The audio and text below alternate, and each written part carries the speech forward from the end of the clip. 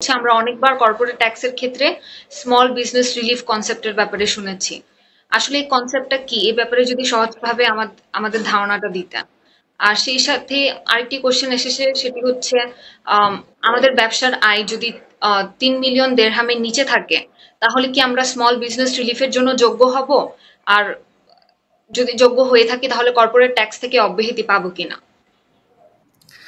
ধন্যবাদ। এটি top of the town corporate tax নিয়ে যে সমস্ত আলোচনাগুলো এখন হচ্ছে সেগুলো আসলে টপ অফ দ্য টাউন বলবো, বিকজ এটা নিয়েই আলোচনা, পর্যালোচনা, সমালোচনা এটার মধ্যে হচ্ছে আর কি। ভুল হচ্ছে, শুদ্ধ হচ্ছে, এটা হওয়া উচিত। যে কোনো বিষয়ে যত বেশি আলোচনা হবে আস্তে আস্তে ভুল শুদ্ধগুলো আপনার আলাদা হয়ে যাবে, শুদ্ধগুলো আমাদের কাছে থাকবে, ঠিকগুলো আমাদের কাছে থাকবে। আমরা ভুল করে করেই, ভুল জেনে জেনেই শুদ্ধটা শিখব, সমস্যা নাই। বাট আমাদের শেখার চেষ্টা থাকতে হবে, আলোচনার মধ্যে থাকতে হবে।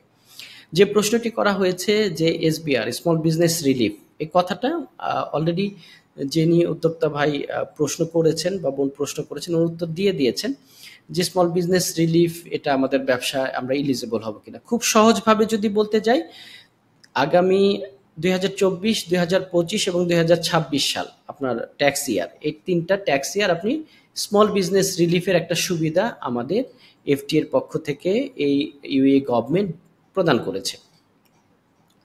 এই সুবিধাটা পেতে হলে আমরা কিভাবে পেতে পারি? স্মল বিজনেসদের জন্য, যাতে তারা তাদের বিজনেসকে সঠিকভাবে পরিচালনা করে এগিয়ে নিয়ে যেতে পারে।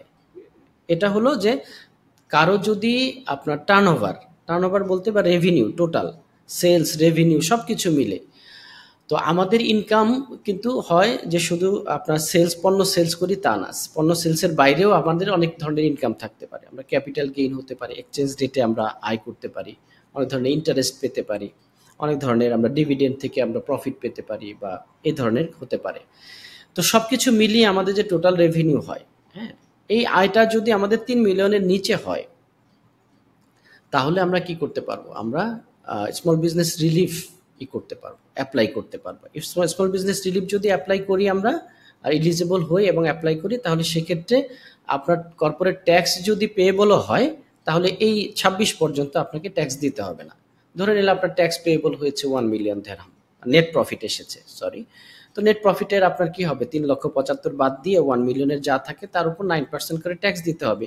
কিন্তু আপনি যদি টোটাল টার্নওভারটা আপনার 3 মিলিয়নের নিচে হয় এই 2024, 25 এবং 26 টার্নওভারের মধ্যে, ফাইন্যান্সিয়াল ইয়ারের মধ্যে, তাহলে আপনি তখন আপনার কি হবে? আপনি স্মল বিজনেস রিলিফ অ্যাপ্লাই করলে আপনাকে আর কর্পোরেট ট্যাক্স পে করতে হবে না। গভর্নমেন্ট আমাদেরকে এই সুবিধাটা প্রদান করেছে, ইউএই গভর্নমেন্ট এবং ফেডারেল ট্যাক্স অথরিটি। ধন্যবাদ।